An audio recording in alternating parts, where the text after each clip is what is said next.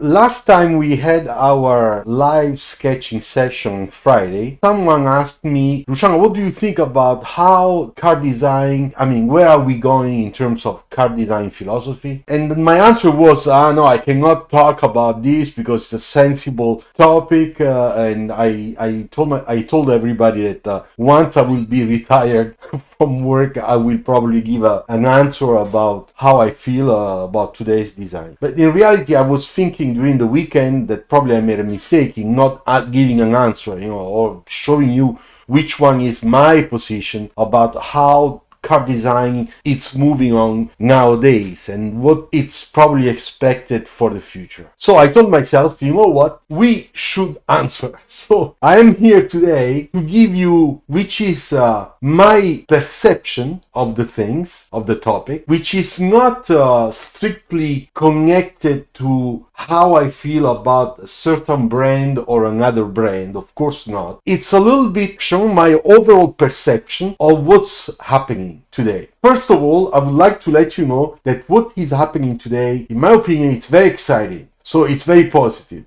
At the same time, I have to tell you that there are a lot of things that are very different from the time when I started to be a car designer. So we're talking about 33, 34 years ago. And if I recall my period at university when I was studying car design, transportation design in Art Center in Pasadena, things are still more different. So you understand that in 35, 40 years, of course, things change. The world is changing. People are changing. We are changing. We're getting old, and it's normal that things change. And when things change, they can change because of several things, like, for example, technology, new life standards. And when you put those two things together, you realize that you can do things in faster time compared to the past, because the technology gives you the opportunity to be faster, to accomplish certain type of tasks in a simpler way. In school, when I got my bachelor, I was the time when the first computers start getting into the school. And those computers were used only to model, to make virtual models,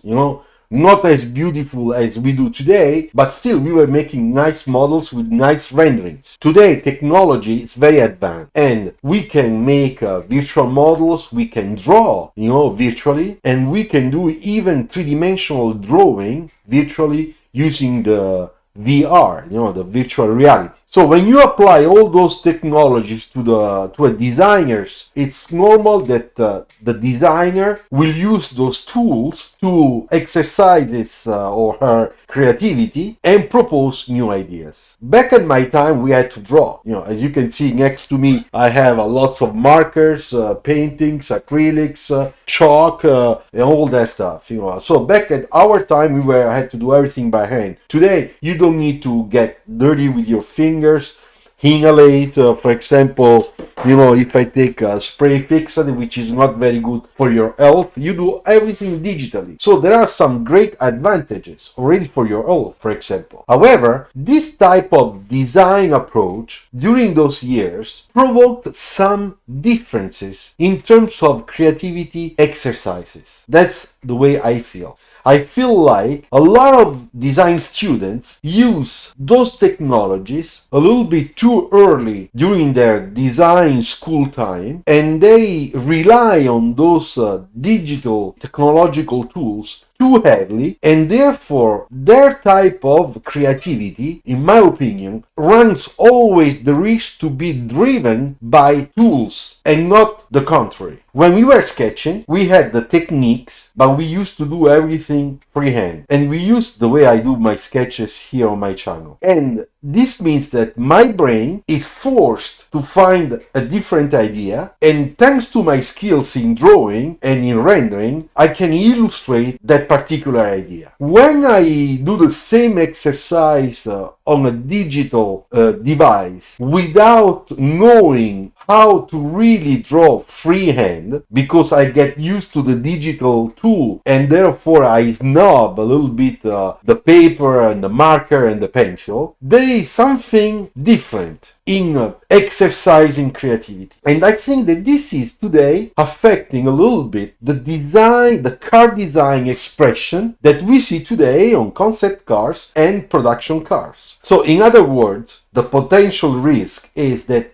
if we rely too strongly on digital devices, we risk not to use fully our creativity with the freedom of knowing how to transfer it on paper before we scan the sketch, and then eventually we complete in a second step using digital to make that idea a beautiful rendering that shows really clearly the concept, and therefore without losing the spirit, the soul of what we had in mind. Now, we have also to say another thing, that car design, since the 40s, the 50s until today, got lots of evolutions, changed many times. And in every period of 20, 30 years, 20 years I would say, we had a lot of excellent examples of car design. For example, in the 50s, we had the chrome era from American design. We had the muscle car, the fins, the 50s cars, the 50 culture, the rock and roll, and then we were in this period where those cars that today are incredible classic cars were really beautiful. They are a little bit big, some of them were a little bit chunky, some of them they looked a little bit out of proportion, but at the same time that was a period during which we did not have all the rules that we must respect to make a car today, for example like safety or aerodynamics, which forces you to have a certain type of silhouette and size. So at that time there was I would say a larger freedom in exercising creativity and having fun because of bigger budgets at that time, in putting chrome all over and doing a lot of interesting stuff on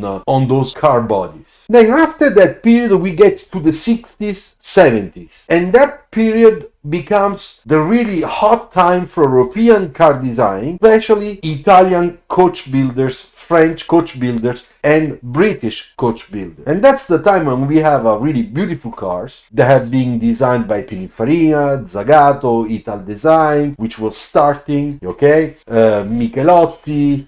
Then we have also Jaguar, then we have also Citroën, Peugeot, Matra, and all those French coach builders. We see how the creativity and the elegance and a certain type of finesse gets into car design. And we move from the muscle car or the a little bit baroque design from America into something that becomes more aerodynamic, more elegant, more finesse, simpler, and still with very curvy, because it's enough to go and check some of the beautiful Ferraris of that time, where you can see all the Alfa Romeo design, where you can see a lot of beautiful shapes, very sexy. I would say really elegant, beautiful design. And of course all the people that were in automotive industry and automotive design would go to ask collaboration to those coach builders. We don't have to forget at that time there was a lot of innovation happening in Europe. Therefore we get to this period where we go from the baroque design style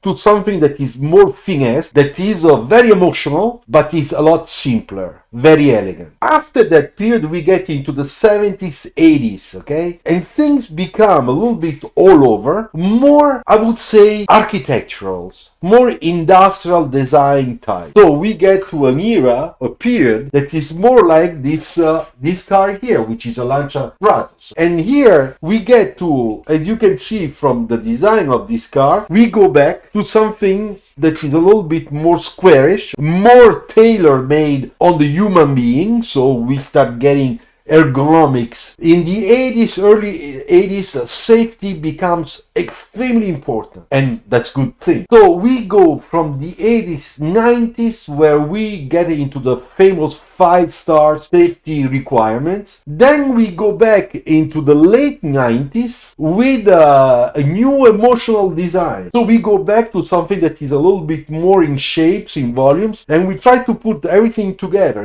sculpting cars in a very very interesting way, like an artistic expression. Let's think about some of the BMWs under Chris Bangle's direction, for example, or also Renault was doing at that time with a particular Cayman, where you can see that there is a need, a will of making, shaping cars, trying to include all the technical new rules that must be included, but at the same time not lose the magic effect, the artistic effect, the emotional effect, to make sure that the car becomes a piece of art on four wheels. Then we get to today's cars. Let's make this jump. In a way, we are going a little bit in two different directions, in my opinion. There are some people, some companies, some design studios that are more on the emotional spirit, and they still make designs that are wavy, shapy, but of course always respecting the rules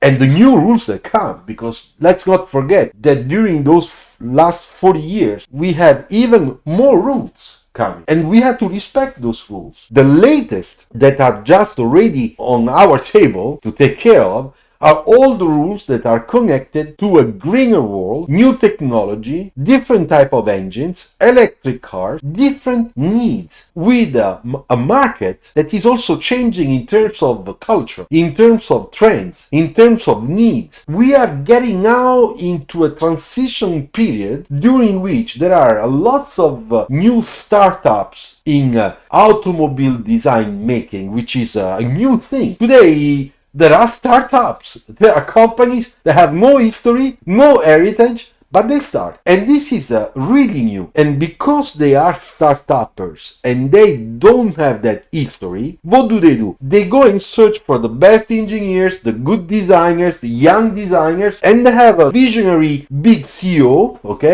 general managers, that have a very futuristic vision. They want to push the car design a little bit farther and the whole automotive industry farther. Like, for example, Tesla did it at the beginning, during the first years of Tesla. Then there are the Chinese that are pushing even more. This is all provoking big changes. And that's why I was saying there are two directions now taken. One is a little bit shapy, where we have still sexiness in the shapes, more Latino design, and then there is the other one, it's more industrial design oriented, more squarish, down to earth, technology, very clean, not much shape. Let's make sure that everybody's comfortable inside. A very clean signature in terms of design, but very squarish, I would say. Very massive, robust, type of cars. Today we are living in this time where it's a little bit of the past, updated, of course, and we open already the doors to what's going to be. But we don't know how this is going to evolve. So all this is making big change. It's forcing the whole design world, not only car design, to change design approach. And I hope that this can help you